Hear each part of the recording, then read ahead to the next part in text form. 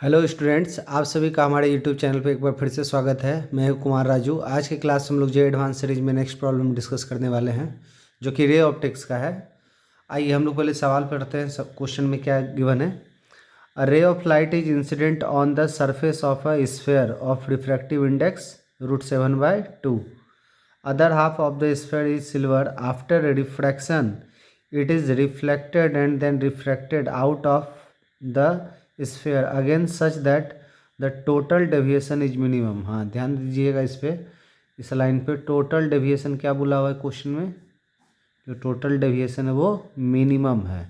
तो बोल क्या रहा है, find the angle of incident of the रे। और सेकेंड क्वेश्चन में बोला गया टोटल डेविएशन ऑफ द रे निकालना है। ठीक है, तो देखिए सबसे पहला काम इसमें, इस क्वेश्चन में एक चीज़ ध्यान दीजिएगा, रिफ्रैक्शन भी हो रहा है और रिफ्रैक्शन भी हो रहा है। ठीक है, तो पहले तो इसका क्या, इसका पहले हम लोग डायग्राम पहले हम लोग बना लेते हैं। देखिए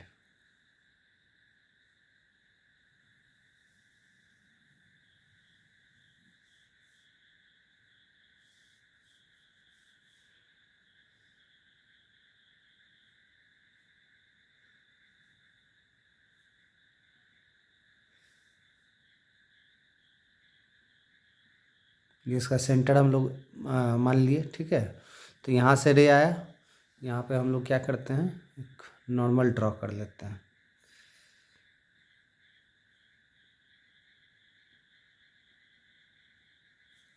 तो देखिए यहाँ पर जो है ये क्या हो जाएगा, ये एंगल ऑफ इंसिडेंस हो जाएगा। सेंटर से जो लाइन पास कराएगा वो क्या, किसका काम करेगा, नॉर्मल का। और यहाँ से रे कुछ रिफ्रैक्ट कर गया,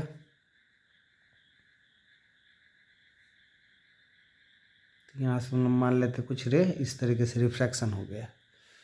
ठीक है, अब देखिए फिर देखिए ये वाला जो सरफेस है क्वेश्चन में गिवन है कि ये सिल्वर है, हाफ क्या है, सिल्वर है। अब आप खुद सोचिए, यदि ये हाफ पोर्शन यदि सिल्वर है तो ऑब्वियस सी बात है यहाँ से क्या हो जाएगा, रिफ्लेक्शन हो जाएगा, लाइट रिफ्लेक्ट कर जाएगा। तो मान लेते हैं क्या, यहाँ से रिफ्लेक्शन हो गया। ठीक है, अब देखिए यहाँ पे ये लाइन किसका काम करेगा, यहाँ पे नॉर्मल का काम करेगा ये। और यहाँ से कुछ रे रिफ्रैक्ट कर गया इधर, मान लेते कुछ इधर रे रिफ्रैक्ट कर गया है। क्या इसमें किसी को डाउट है?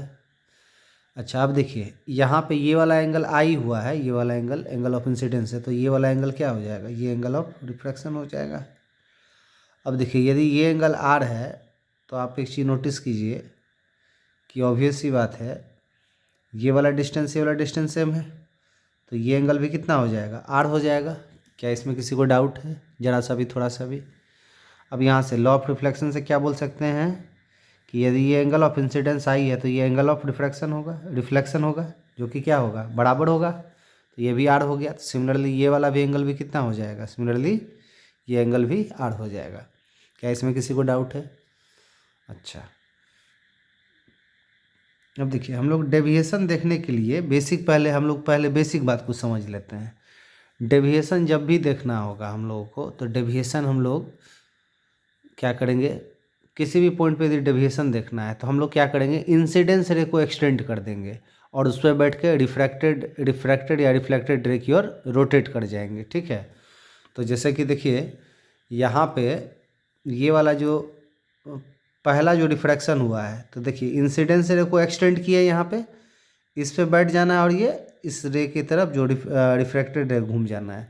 तो ये एंगल क्या हो जाएगा, ये एंगल ऑफ डेविएशन हो जाएगा। इसको हम लोग डेल्टा 1 मान लेते हैं, ये एंगल को हम लोग डेल्टा 1 मान लिए। क्या इसमें किसी को डाउट है, ज़रा सा भी, थोड़ा सा भी?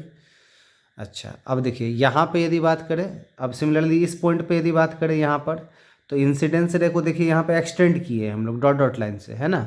तो इस पर बैठ के रिफ्लेक्टेड रे की ओर घूम जाएंगे, तो ये एंगल ऑफ डेविएशन हो जाएगा। इसको डेल्टा 2 मान लेते हैं।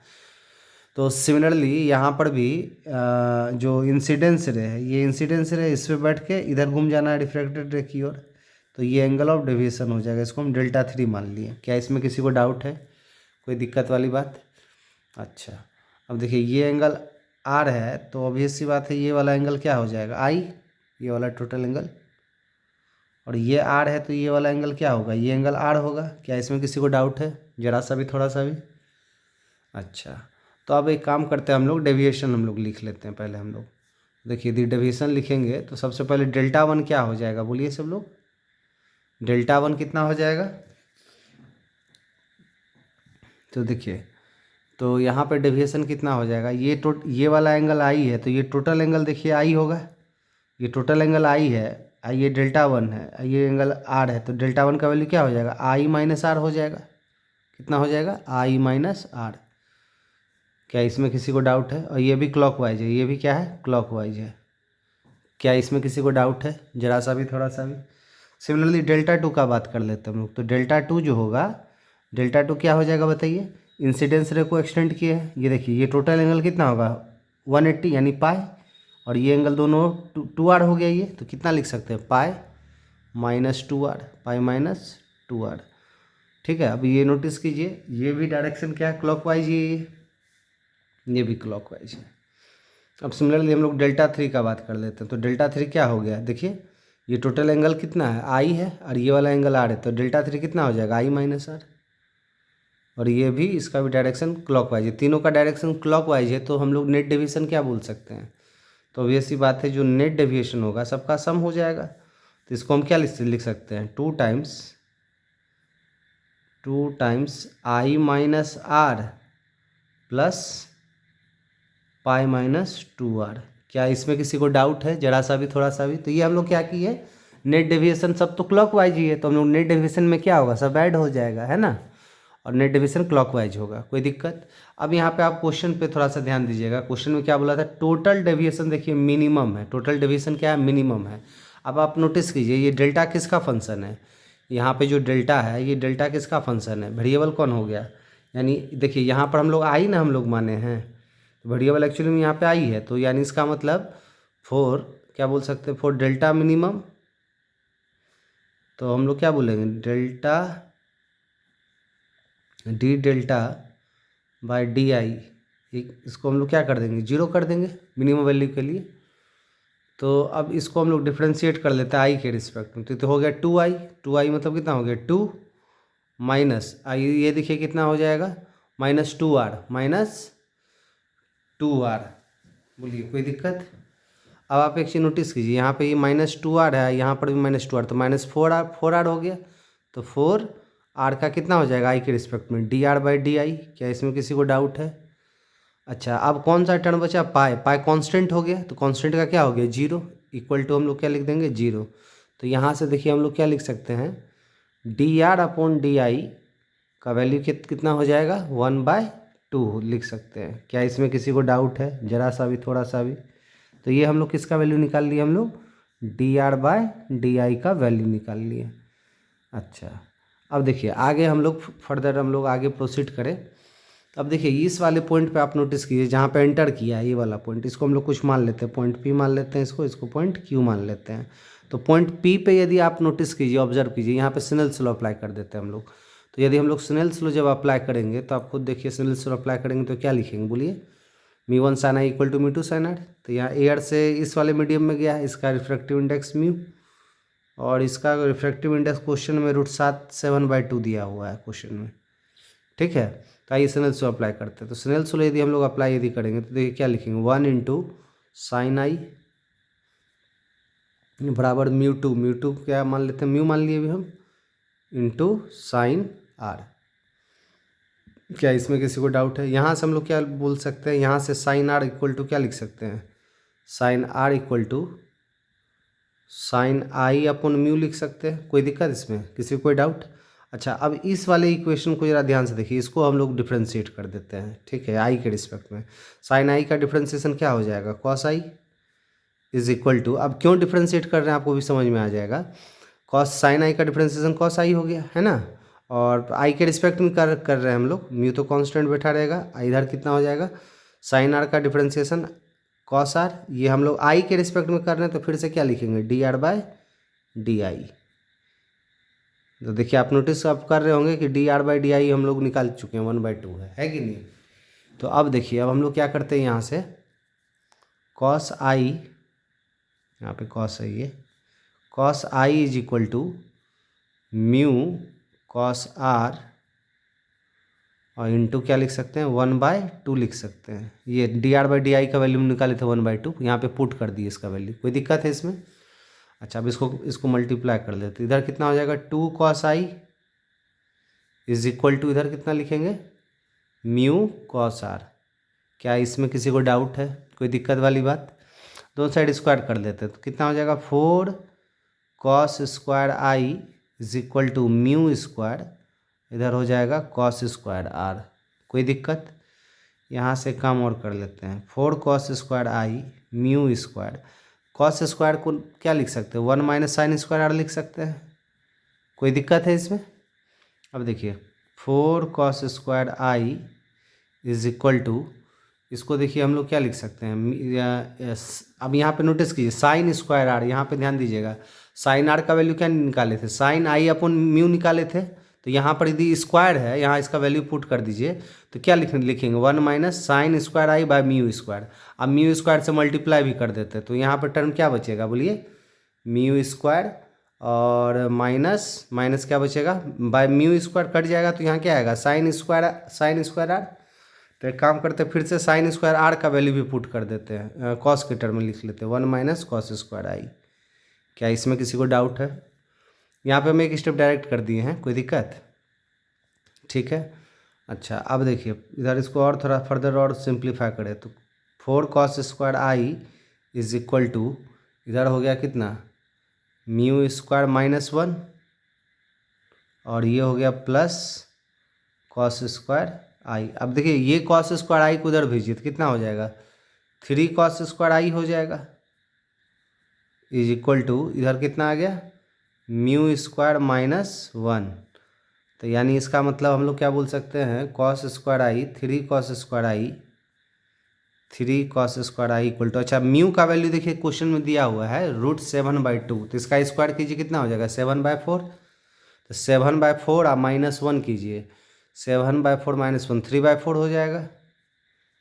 तो आप यहाँ से नोटिस कीजिए 3 से 3 कैंसिल आउट हो जाएगा तो cos आई का वैल्यू कितना आ गया, तो cos आई का वैल्यू आप नोटिस कीजिए इधर कितना आ गया 1/2 आ गया। तो इसका मतलब हम लोग क्या बोल सकते हैं आई का जो वैल्यू होगा एंगल ऑफ इंसिडेंस का जो वैल्यू होगा वो क्या हो जाएगा 60 डिग्री हो जाएगा। क्या इसमें किसी को डाउट है?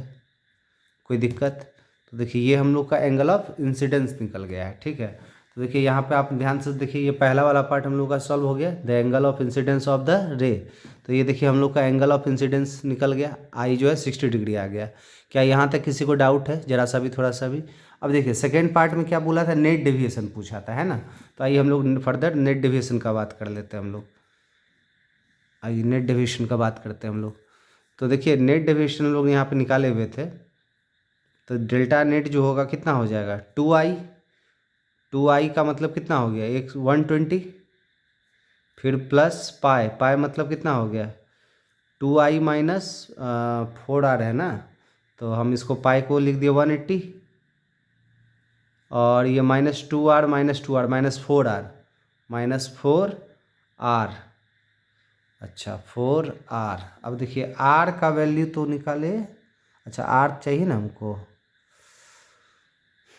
अच्छा r निकल जाएगा। देखिए यहाँ से समझिए ज़रा ध्यान से, अब तो इसका वैल्यू तो पता है ना हम लोगों को, अब यहीं पे थोड़ा सिंप्लीफाई कर लेते हैं। तो साइन आई का वैल्यू आई तो पता चल गया है 60 है, तो साइन 60 कितना होता है √3/2, साइन 60 √3/2 और इसका वैल्यू कितना है 2/√7, तो ये कैंसिल आउट हो जाएगा। साइन आर का वैल्यू कितना आ गया, साइन आर का वैल्यू आ गया √3/√7। कोई दिक्कत? क्या इसमें किसी को डाउट है? तो ये साइन आर का वैल्यू आ गया।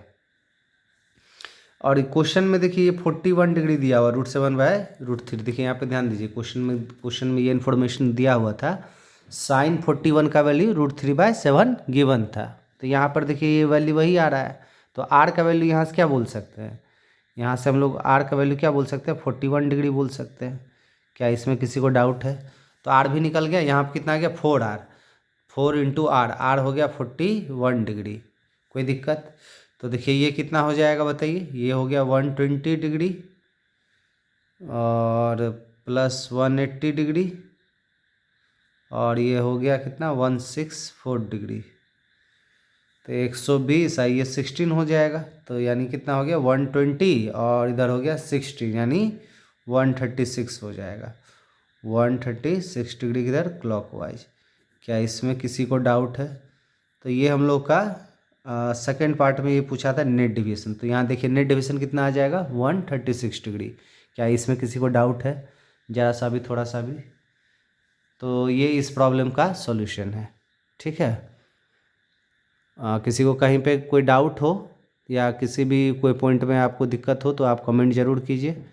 और यदि वीडियो अच्छा लगा हो तो चैनल को लाइक कीजिए, सब्सक्राइब कीजिए, ताकि मुझे और मोटिवेशन मिले और आप लोगों के लिए काफ़ी अच्छा और काफ़ी यूनिक प्रॉब्लम आप लोगों के लिए लाते रहूँ मैं।